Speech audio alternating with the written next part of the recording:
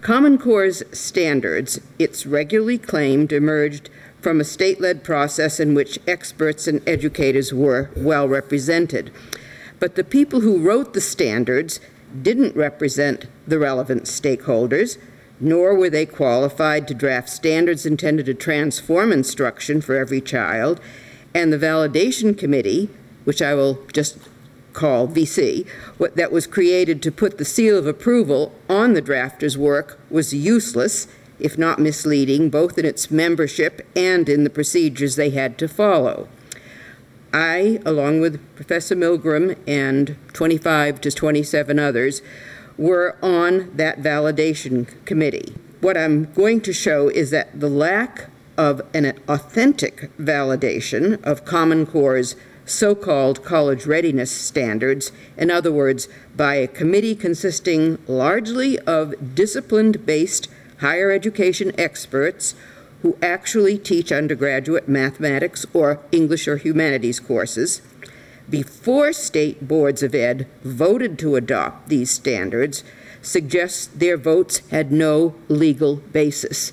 This remains to be explored, and the person might be someone called an inspector general.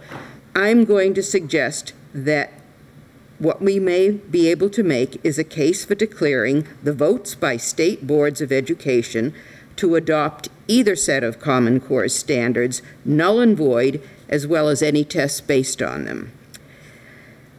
Now we'll begin with a little bit about the beginning. For many months after the Common Core Initiative, CCSSI, was launched in early 2009, the identities of the people drafting the college and career readiness standards, as they were immediately called from the start, their identities were unknown.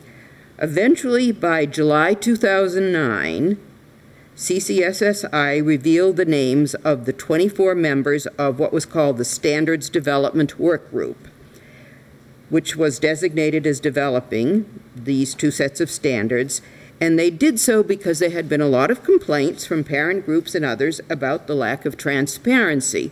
I was one of the many people complaining because I'm very familiar with civic procedures at the local community and state level. What did the ELA work group look like? And I'm focusing on ELA. Its makeup was quite astonishing. It included no English professors or high school English teachers. This was the group developing college and career readiness standards for English language arts. How could you have legitimate standards created for ELA without the two groups of educators who know the most about what students should and could be learning in secondary English and reading classes? This is the first clue that there was something very wrong about this project. CCSSI also released in July the names of individuals in a larger feedback group, much larger. This group included one English professor and one high school English teacher. By that time, it had sunk in that there was something wrong with who was talking about English language arts.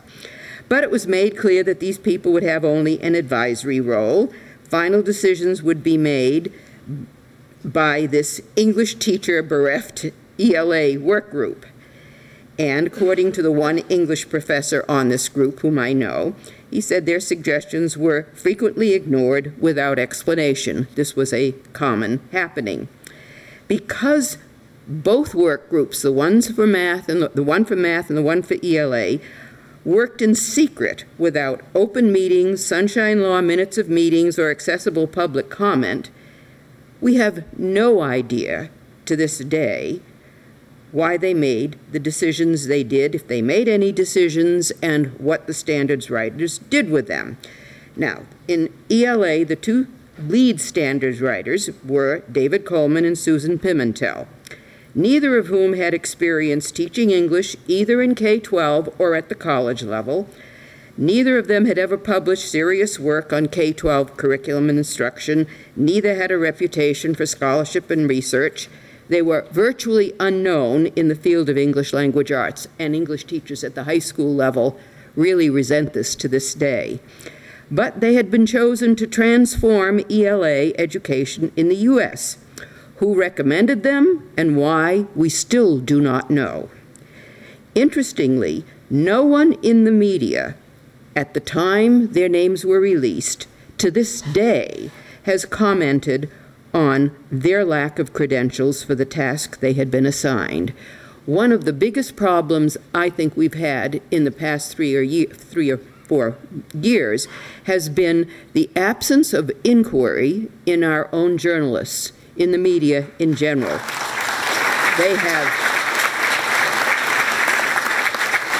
They have abandoned the role that they were supposedly known for and that they should have been performing. No questions asked.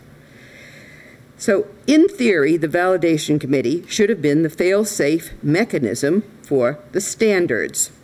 And I was the only nationally recognized expert on English language arts standards by virtue of the work that I have done in the past, both in Massachusetts and for Achieve. As a condition of membership, all the members had to agree to 10 conditions. This was pretty soon after we met in September, among which were the following, and I'm not going to quote all of them. The only 2 important ones at this point are ownership of all the Common Core state standards resides exclusively with CCSSO and the NGA. We were told that right from the outset. It didn't occur to me how important this was at the time. This one must have just slipped by me because I never thought about how you could have public standards if they were owned by an outside group that was private. But there it was. We had to sign a confidentiality agreement. The other one was the one that I used to talk about often with Jim and think about because I had to make sure I wasn't going to subject myself to a lawsuit. It says, I agree to maintain the deliberations, discussions, and work of the validation committee, including the content of any draft or final documents that such a committee might produce, on a strictly confidential basis. Now, I had been on many town committees and on a state board of education as well as in a state department of education. This was not a civic procedure for the development of state standards. As you can see, because of that second condition, we could never, then or in the future, on our own, indicate whether or not the VC had discussed the meaning of college readiness or it had any recommendations to offer in the matter. I can't inform you one way or the other, because then I would be revealing something about the deliberations of this committee that I have been sworn to confidentiality about. We were given the charge. What was the charge? And the 3 important points here was we were to review the process for the development of these standards and recommend improvements. We were also charged with validating the sufficiency of the evidence to support these standards. And we could also add any standards that are not there that we could support in some way. That was part of what I did try to do with the very first critique I sent, because we were all requested at the very beginning to write up detailed critiques of the draft that was available in September 2009. Now, the draft was available to everyone, so there was nothing confidential about that. Our own critiques we could share. I tested the waters. I received a mild little hand slapping from Jean Wilhoit, but there was nothing more that could be said because I wasn't revealing anything about the deliberations of the VC committee. I was simply sending out my own criticisms to anybody I could. And who was I sending them to? I was sending out, this is ELA because I was confining myself to that, I was sending out my critiques to the lead standards writers, Common Core staff, to other members of the VC until we were told that we could not do this and we had to send comments only to them for distribution. And because I was on the State Board of Education in Massachusetts and I had been recommended by Commissioner Chester, I sent my critiques to Commissioner Chester, members of the Board of Education, in other words, to the world. I was making sure that I was covering every single person. At no time during that whole process from September through the board's vote in Massachusetts, or the release of the final standards in June 2010, at no time did I receive queries from CCSSI staff, the standards writers, Commissioner Chester, fellow board members, never mind replies to my comments. No one ever said a word back to me. It was like I was speaking in a vacuum. Let's go back to January 2010. The deadline for producing a good draft was before January 19th, 2010, because that was the date the U.S. Department of Ed had set for state applications to indicate a commitment to adopting the standards to qualify for Race to the Top grants. But this draft was so poorly written and content deficient, the one that was sent out to help states with their first applications for Race to the Top grants, that CCSSI had to delay releasing a public comment draft until March. So March 2010 was when the world at large had 2 weeks, approximately, in this country to respond if they even knew that it existed. Because who was going to send out the public comment draft? It was CCSSI, not individual states. This was CCSSI's public comment draft. The language in that draft had been cleaned up somewhat because I had roasted it in January and earlier, but that was not much better in organization or substance. It was the result of unqualified drafters working with undue haste and untouchable premises. I was doing everything I could to move something in that draft organizationally, and I could never even get the standards writers to agree to speak to me personally, privately. Couldn't get any response. But the final version that came out in June in ELA contained most of the problems apparent in the first draft that I had ever seen, which was somewhere in November, October, November.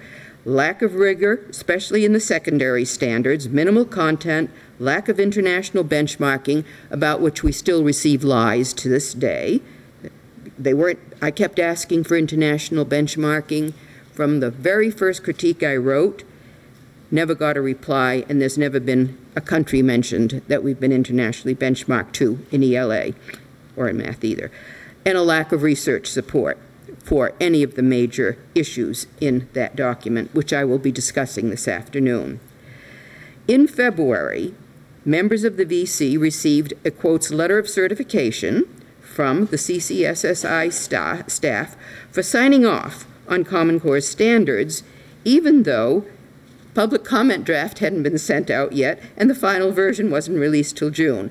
But we were given until May, basically, to sign off. And among the other things, and most of you probably know, we were to sign off on whether or not these standards in both subjects contained the knowledge and skills for making students college and career ready, were informed by available evidence, were comparable to the expectations of other nations, that's the international benchmarking, etc. And there were 5 of us who didn't sign off, but the rapporteur, the person who had been designated, Dennis Doyle is his name, to write a report on the validation committee, and there is a brief report that used to be up on the website for CCSSI. All he could do was say, here were the members at the beginning of the year, and here were the members who signed on, and he never knew anything more about the rest of us. Well, and he couldn't say anything more about what happened in the course of the year because everything was confidential. So you have the briefest report one could ever find on any process because everything that happened was confidential. What could the rapporteur do with a report when most of the material was not available to him because it was confidential according to the people who were sponsoring it? So my conclusion is that states need to reconsider their decisions for more than substantive reasons. There has been no validation of Common Core standards by a public process, nor any validation of its college readiness level in either math or English by the relevant higher education faculty in this country. Now, a peculiar aspect of Common Core, they were cleverly college and career readiness standards. They fudged the issue. They were not just state standards, they were standards that had implications for higher ed. So my question legally is whether any Board of Ed had the authority to decide on what should be the admission standards, a Board of Elementary and Secondary Ed. What authority do they have in statute to decide on admission standards for their post-secondary institutions in the state? Certainly, we didn't in Massachusetts, I know that. Yet these standards were called college career readiness standards, and not one board member ever asked a question about, do we have the authority to adopt college and career readiness standards?